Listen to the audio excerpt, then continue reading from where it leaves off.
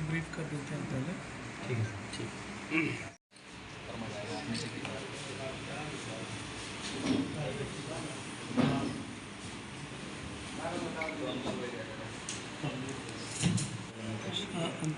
आरा नगर थाना क्षेत्र अंतर्गत 2 तारीख की संध्या में डॉक्टर हरी जी गुप्ता का मिसिंग रिपोर्ट एक आया था। प्राथमिकी दर्ज करके उस पर अग्रतर अनुसंधान किया गया और उस अनुसंधान में इसमें एक व्यक्ति को गिरफ्तार करके और उससे जो पूछताछ की गई थी उसके बाद से घटनाक्रम का दरबदर खुलासा होता चला गया। घटना में शामिल एक अभियुक्त की गिरफ्तारी सुनिश्चित करते हुए बक्सर जिला से भी एक 4 व्हीलर की बरामदगी की गई थी, जिस पे कथित तौर पे उनको घायल अवस्था में ले जाने की बात आई थी। और उस गाड़ी की बरामदगी के बाद से कुछ ऐसे तथ्य आए थे जिसके आधार पर टेक्निकल टीम के द्वारा जो है बॉडी को वहाँ से रिकवर किया गया, जहाँ पे बॉडी को डिस्पोज ऑफ करके पानी के अंदर छुपा के और पत्थर से दबा के रखा गया। तो कल शाम को बॉडी भी रिकवर कर ली गई थी। उस घटना में शामिल कुल 5 व्यक्तियों पर प्राथमिकी दर्ज है, जिसमें से एक नामजद प्राथमिकी अभियुक्त रितेश कुमार की गिरफ्तारी परसों की गई थी और उसके बाद लगातार दबिश बना के अन्य अभियुक्तों की गिरफ्तारी के लिए छापामारी राज्य के बाहर भी और राज्य के विभिन्न जिलों में भी की गई है। आज प्रातः भी एक अभियुक्त की गिरफ्तारी गुजरात के राजकोट में गुजरात पुलिस के माध्यम से करा दी गई है, जिसके लिए हमारे यहाँ की टीम ऑन द वे है, उनको भी ला रहा है। जो गिरफ्तार व्यक्ति है वो रंजन यादव है और उसने भी वहाँ पे जो पूछताछ है घटना में अपनी संलिप्तता को स्वीकार किया है।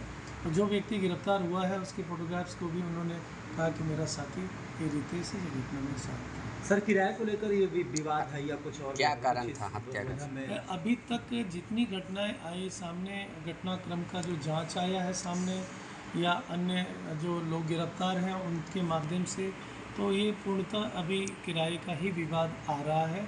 इसके अतिरिक्त जो मुख्य एसेलेंट है अमर, उसकी गिरफ्तारी होने के बाद और भी खुलासे हो सकते हैं। आज की प्रेस ब्रीफ का दूसरा घटनाक्रम है नगर थाना क्षेत्र का ही, यानी कि बीते 5 तारीख को संध्या में वहाँ पे कुरकुरी गांव में कुछ दोस्तों के बीच में पैसे के विवाद को लेकर ये मामला बढ़ा और उसमें जनरेटर के पैसे को पेमेंट ना करने के मुद्दे पे और उनके बीच में शराब का सेवन होने के कारण एक उसमें हत्या हुई, गोली मार के हत्या की गई थी, जिसमें ऑन द स्पॉट पब्लिक के द्वारा घेर के रखा गया था। पुलिस को जिसने गिरफ्तार किया, एक अभियुक्त की गिरफ्तारी उसी समय सुनिश्चित कर ली गई है। इसमें अन्य जो भी लोग हैं वाहन से जो आए थे, घटना में प्रयुक्त की गई जो स्कॉर्पियो है उसकी बरामदगी, 2 मोटरसाइकिल की बरामदगी की गई है और अन्य जो लोग थे उनकी भी पहचान सुनिश्चित कर ली गई, उनकी गिरफ्तारी के प्रयास किए जाएंगे। सर, जिले में लगातार जिस तरीके से आपराधिक घटनाएं घट रही है, एक तरफ आप लोग अनुसंधान करते हैं, फिर 4, 5, 10 आ जाता है और लगातार बढ़ते ही जा रहा है, आखिर क्या वजह से? देखिए, इसकी वजह कई तरह से हो सकती है कि छोटी छोटी ऐसी घटनाएं हैं जहां पे जिसको रोका जा सकता है, जिसकी सूचना यदि पुलिस को समय पर पहले से मिले तो उसका कुछ क्योर हो सकता है, प्रिवेंशन हो सकता है।